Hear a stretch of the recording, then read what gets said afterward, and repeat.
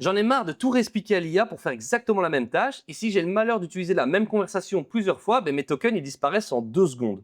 Aujourd'hui, je vais t'expliquer comment éviter cette situation une bonne fois pour toutes en utilisant les skills. Mais c'est quoi un skill? Le plus simple, c'est d'imaginer un personnage de jeu vidéo auquel tu peux apprendre différentes compétences qu'il pourra utiliser tout au long de son aventure. C'est un peu comme dans le film Matrix avec Neo qui est branché à l'ordinateur et qui apprend le kung-fu. Comme ça, la prochaine fois qu'il sera dans une situation de combat et qu'il devra se battre, eh bien, il pourra utiliser toutes ses connaissances de kung-fu sans devoir le réapprendre ou que quelqu'un d'autre lui explique comment faire. Il pourra directement les utiliser. Parce qu'un skill, c'est ça. Au lieu de réécrire le même prompt plusieurs fois de suite ou de copier-coller différents prompts que tu avais écrits dans tes notes, tu vas pouvoir faire appel à une compétence qui pourra directement être utilisée par ton IA pour accomplir ta tâche. Mais qu'en est-il des tokens? Tu te dis peut-être, si j'ajoute des skills, mon LLM il va ralentir ou alors ça va me coûter beaucoup plus cher. Eh bien la réponse c'est non, parce que l'IA elle va pas directement charger tous les skills, elle va simplement regarder leur description ou les titres et savoir quand les utiliser. Tu peux aussi directement choisir toi-même de faire appel à un skill pour simplifier le travail de l'IA et être sûr aussi que ce skill soit utilisé.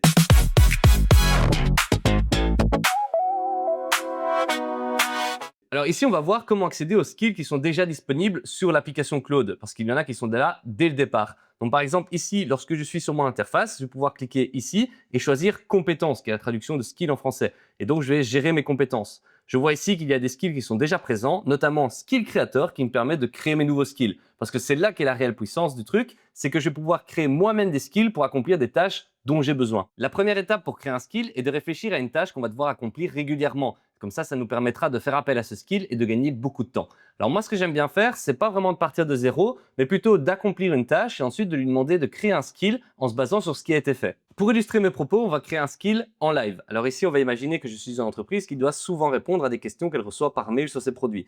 Donc par exemple ici, on va dire que j'ai reçu un mail de quelqu'un qui me demande des informations sur mon produit comme les délais de livraison, les options de personnalisation ou encore les conditions de garantie. Je voudrais simplement lui répondre, bien que le délai est de 3 jours ouvrables, on peut choisir parmi plusieurs couleurs et il y a la garantie de 3 ans. Alors par défaut, Claude va me répondre quelque chose comme ceci. Et donc ici, on voit que c'est une réponse qui est pas mal, mais qui n'est pas vraiment dans le format que je voudrais. Et moi, je voudrais intégrer d'autres informations. Par exemple, je vais lui dire, voilà, moi j'aimerais bien que la réponse commence toujours par remercier pour l'intérêt et ensuite avoir la réponse aux questions. Et une phrase finale de politesse qui permette au client de laisser un feedback ou un avis. Et donc je vais lui dire simplement, j'aimerais bien intégrer ça. Et nous pouvons voir ici qu'il l'a intégré dans la réponse du mail. Alors imaginez si j'ai 25 mails comme ça, mais j'ai pas forcément envie de faire un copier-coller à chaque fois. Et donc ce que je vais lui dire ici, je vais lui dire que j'aime bien le mail.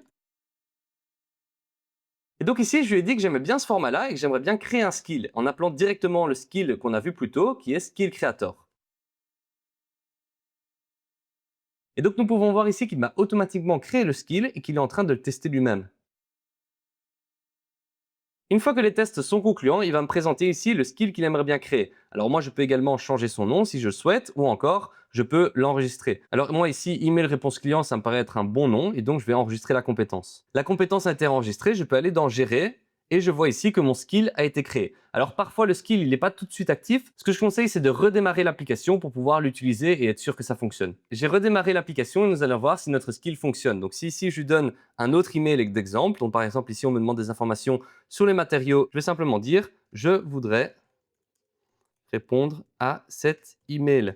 Et ici, normalement, il va automatiquement chercher le skill, mais j'aurais très bien pu nommer le skill pour être sûr qu'il utilise celui-là. Si j'ai plusieurs templates de réponse, c'est intéressant de l'ajouter. Donc ici, il va me demander quels sont les matériaux pour pouvoir répondre. Je vais lui dire en métal et 14 jours pour renvoyer le produit.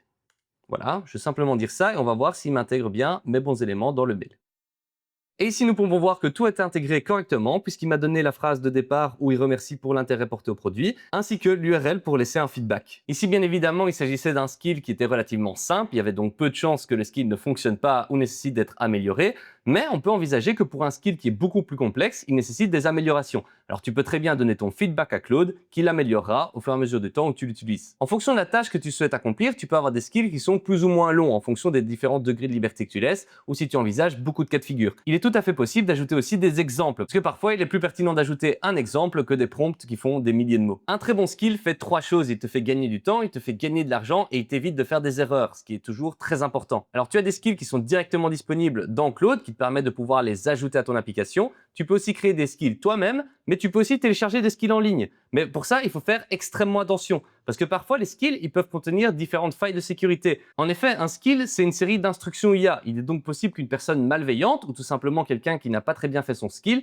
eh bien, te propose à l'IA d'inspecter différents fichiers ou d'envoyer des données ailleurs. Je te conseille donc de faire extrêmement attention si tu télécharges des skills sur Internet et ne télécharger des skills que des éditeurs auxquels tu fais 100% confiance. Moi personnellement, avant d'ajouter un skill, je fais toujours attention à ce qu'il soit safe et je le fais relire par moi ou simplement par Claude pour lui demander quelles sont les différentes actions que ce skill peut faire et s'il y a des potentielles failles de sécurité. Voilà, je te laisse tester les skills et si tu as bien aimé la vidéo, n'hésite pas à regarder les autres vidéos sur notre chaîne.